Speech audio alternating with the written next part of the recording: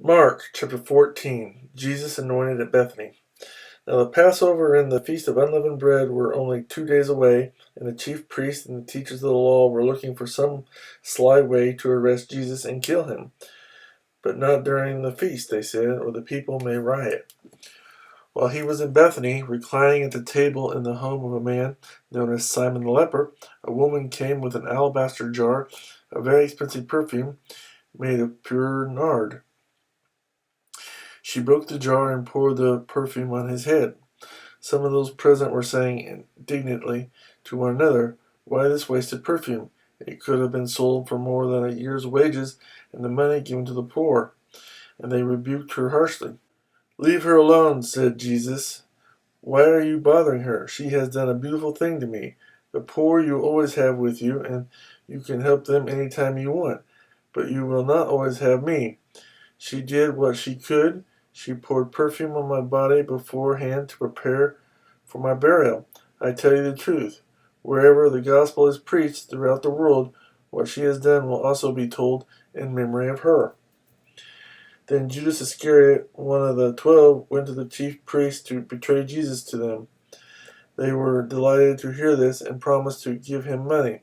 So he watched for an opportunity to hand him over. The Lord's Supper. On the first day of the Feast of Unleavened Bread, when it was customary to sacrifice the Passover lamb, Jesus' disciples asked him, "Where do you want us to go and make preparation for you to eat the Passover?" So he sent two of his disciples, telling them, "Go into the city, and a man carrying a jar of water will meet you. Follow him. Say to the owner of the house he enters, 'The teacher asks, where is my guest room, where I may eat the Passover with my disciples?' He will show you a large upper room, furnished and ready. Make preparations for us there." The disciples left, went into the city, and found the things just as Jesus had told them. So they prepared the Passover. When evening came, Jesus arrived with the 12. While they were reclining at the table eating, he said, "I tell you the truth, one of you will betray me, one who is eating with me." They were saddened, and one by one they said to him, "Surely not I." "It is one of the 12," he replied, "one who dips bread into the bowl with me. The Son of Man will go just as it is written about him, but woe to the man who betrays the Son of Man. It would be better for him if he had not been born." While they were eating, Jesus took bread, gave thanks, and broke it, and gave it to his disciples, saying, "Take it, this is my body." Then he took the cup, gave thanks, and offered it to them, and they all drank from it. "This is my blood of the covenant, which is poured out for many," he said to them. "I tell you the truth, I will not drink again of the fruit of the vine until that day when I drink it anew in the kingdom of God." When they had sung a hymn, they went out to the Mount of Olives. Jesus predicts Peter's denial. "You will all fall away," Jesus told them, "for it is written, 'I will strike the shepherd, and the sheep will be scattered.' But after I have risen, I will go ahead of you into Galilee." Peter declared, "Even if all fall away, I will not." "I tell you the truth," Jesus answered. "Today, yes, tonight, before the rooster crows twice, you yourself will disown me 3 times." But Peter insisted emphatically, "Even if I have to die with you, I will never disown you." And all the others said the same. Gethsemane. They went to a place called Gethsemane, and Jesus said to his disciples, "Sit here while I pray." He took Peter, James, and John along with him, and he began to be deeply distressed and troubled.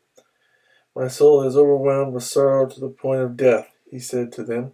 "Stay here and keep watch."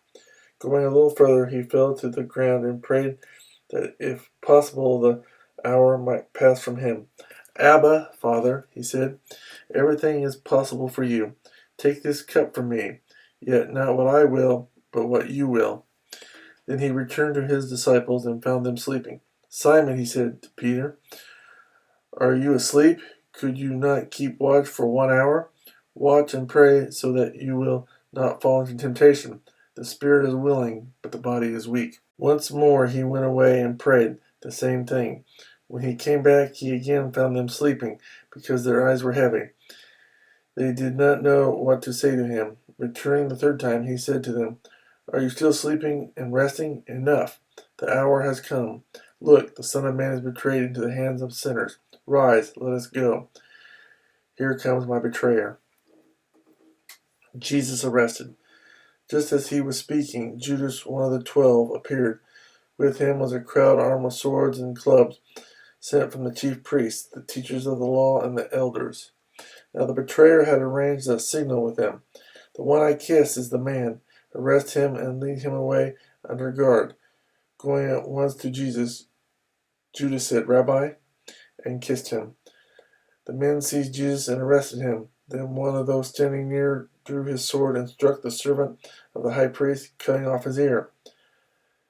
Am I leading a rebellion, said Jesus, that you have come out with swords and clubs to capture me? Every day I was with you, teaching in the temple courts, and you did not arrest me. But the scriptures must be fulfilled. Then everyone deserted him and fled. A young man wearing nothing but a linen garment was following Jesus. When they seized him, he fled naked, leaving his garment behind. Before the Sanhedrin, they took Jesus to the high priest, and all the chief priests, elders, and teachers of the law came together. Peter followed him at a distance, right into the courtyard of the high priest. There he sat with the guards and warmed himself at the fire. The chief priests and the whole Sanhedrin were looking for evidence against Jesus so that they could put him to death, but they did not find any. Many testified falsely against him, but their statements did not agree. Then some stood up and gave this false testimony against him. We heard him say, I will destroy this man-made temple, and in 3 days will build another, not made by man. Yet even then their testimony did not agree. Then the high priest stood up before them and asked Jesus, Are you not going to answer? What is this testimony that these men are bringing against you? But Jesus remained silent and gave no answer. Again the high priest asked him, Are you the Christ, the Son of the Blessed One? I am, said Jesus. And you will see the Son of Man sitting at the right hand of the Mighty One and coming on the clouds of heaven. The high priest tore his clothes. Why do we need any more witnesses? He asked. You have heard the blasphemy. What do you think? They all condemned him as worthy of death. Then some began to spit at him. They blindfolded him, struck him with their fists, and said, Prophesy. And the guards took him and beat him. Peter disowns Jesus. While Peter was below in the courtyard, one of the servant girls of the high priest came by. When she saw Peter warming himself, she looked closely at him. You also were with that Nazarene Jesus, she said. But he denied it. I don't know or understand what you're talking about, he said, and went out into the entryway.